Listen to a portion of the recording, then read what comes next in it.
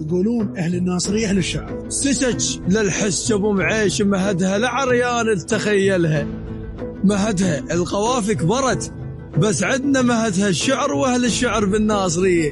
وأنا خادم صحتكم ما أقدر ولا شعر.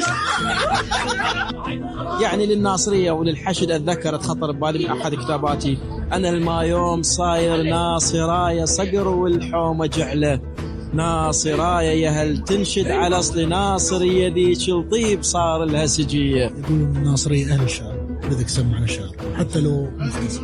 الناصرية تتنفس الشعر، الناصرية هي الشعر. لطيف العامري يقول: والفرات من يمر بالناصرية يصير شاعر. وأنا بالنسبة لي شعر حسين بس لعيونك، لأنه راح أسمعك مقطع من آخر قصيدة. طبعا هاي قصائد خاصة إلي كاتبها. يمتن تلاقى على دجلة وفوق جرف نفك حزنة، ضام لك قلب نذر، عدة الميت قصيرة وعدة العاشق عمر.